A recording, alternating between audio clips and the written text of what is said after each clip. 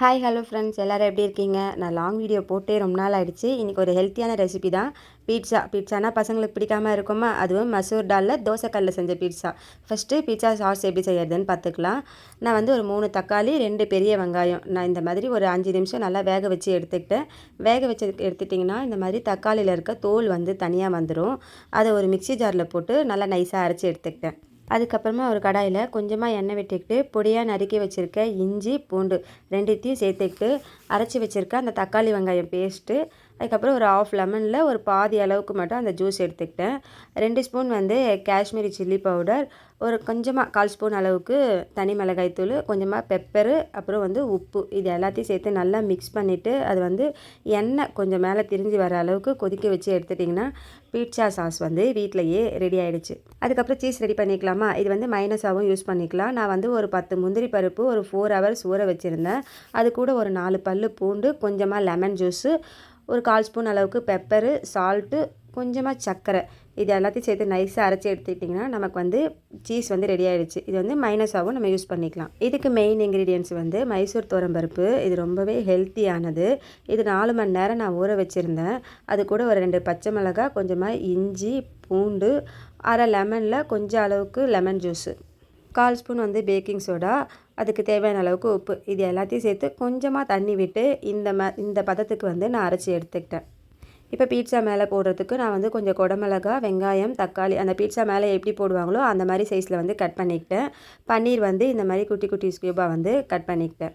இப்போ இது எல்லாத்தையும் ஒன்றா சேர்த்துக்கிட்டு இதில் 1 ஸ்பூன் அளவுக்கு தனியாத்தூள், கரம் மசாலா, காஷ்மீரி சில்லி பவுடர், தனி மிளகாய் தூள், கொஞ்சமாக மஞ்சத்தூள், ஒரு அரை ஸ்பூன் அளவுக்கு பெப்பரு, ஓரிகனோ கொஞ்சம், கஸ்தூரி மேத்தி இருந்தால் அதுவும் கொஞ்சம் சேர்த்துக்கலாம், நல்லா ஃப்ளேவராக இருக்கும்.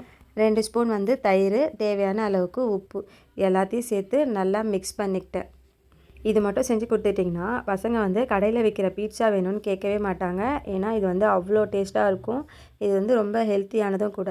பீட்சா சாஸும் வந்து ரெடி ஆகிடுச்சு. தனியாக எடுத்து வச்சுக்கிட்டேன். இப்போ ஒரு தோசைக்கல்லில் கொஞ்சமாக எண்ணெய் விட்டுட்டு நம்ம மிக்ஸ் பண்ணி வச்சுருக்க காய்கறியும் பன்னீரையும் நான் வந்து ஒரு 5 நிமிஷத்துக்கு வந்து அந்த மசாலா வாசனை போக வந்து தோசைக்கல் மேலேயே போட்டு நல்லா பிரட்டி எடுத்துக்கிட்டேன். வெயிட் லாஸ் பண்ணுறவங்க பீட்சா சாப்பிட்ணுன்னு ஆசைப்பட்டிங்கன்னா கண்டிப்பாக இந்த ரெசிபி வந்து உங்களுக்காகவே. கிட்ஸ் முதல் கொண்டு வெயிட் லாஸ் பண்ணுறவங்க எல்லாருமே சாப்பிட்லாம். காய்கறியும் ரெடி ஆகிடுச்சு. இப்போ நம்ம தோசைக்கல்லில் கொஞ்சமாக ஆயில் விட்டுக்கிட்டு நம்ம பீட்சா பேஸ் மாவு வந்து நல்லா திக்காகவே தான் போடணும். ரொம்ப மெலிசாக போயிட்டால் வந்து அடி பிடிச்சிரும். ஸோ மாவு வந்து நம்ம பீட்சாக்கு அந்த பேஸ் வந்து எப்படி திக்காக இருக்குமோ அந்த அளவுக்கு வந்து நல்லா திக்காக இருக்கும். இப்போ பாருங்கள், நடுவில் கொஞ்சம் தின்னாக இருக்க மாதிரி இருக்குது. அந்த இடத்துல வந்து கொஞ்சம் மாவு போட்டு நான் ஃபில் பண்ணிக்கிட்டேன். இதில் முக்கியமான விஷயம் என்னென்னா, தோசைக்கல் சூடானதுக்கப்புறமா நம்ம வந்து தோசைக்கல்லை வந்து சிம்மில் வச்சிடணும். மீடியம் ஃப்ளேம்லேயோ இல்லை ஹை ஃப்ளேம்லேயோ வந்து வைக்கவே கூடாது. அதிலே வந்து நல்லா ஒரு 2-3 நிமிஷம் வேக விட்டதுக்கப்புறமா திருப்பி போட்டுக்கலாம். இதுவும் நம்ம ஒரு 2-3 நிமிஷம் வேக வெந்ததுக்கப்புறமா திருப்பி போட்டதுக்கப்புறமா இதுக்கு மேலே வந்து நம்ம ரெடி பண்ணி வச்சுருக்க அந்த பீட்சா சாஸ் வந்து ஃபஸ்ட்டு வந்து ஃபுல்லாக அப்ளை பண்ணிக்கிட்டேன். அதுக்கப்புறமா ரோஸ்ட் பண்ணி வச்சுருக்க அந்த காய்கறி பன்னீர் அதையும் ஃபுல்லாக அப்ளை பண்ணிக்கிட்டு அதுக்கப்புறமா நம்ம ரெடி பண்ணி வச்சுருக்க அந்த சீஸ் நம்ம மேலே பார்க்கும்போது சீஸ் வந்து மெல்ட் ஆகி இருக்கிற மாதிரி இருக்கும். அந்த முந்திரி பருப்பு மைனஸு அது மேலே ஃபுல்லாக சேர்த்துக்கிட்டேன். ஸோ இதை பார்க்கும்போதே எப்படி தெரியுது? சூப்பராக இருக்குல்ல? ரியல் பீட்சா மாதிரியே இருக்கும். டேஸ்ட்டும் அவ்வளோ சூப்பராக இருக்கும். இதை அப்படியே மூடி போட்டு ஒரு 5 நிமிஷத்துக்கு அப்படியே வேக விட்டுருங்க. 5 நிமிஷத்துக்கு அப்புறமா நம்ம கட் பண்ணி சாப்பிட வேண்டியது. நீங்களும் செஞ்சு பார்த்துட்டு ஃபீட்பேக் எப்படி இருக்குன்னு சொல்லுங்கள். இந்த வீடியோ பிடிச்சிருந்தா மறக்காமல் லைக் அண்ட் சப்ஸ்கிரைப் பண்ணிடுங்க. பாய்.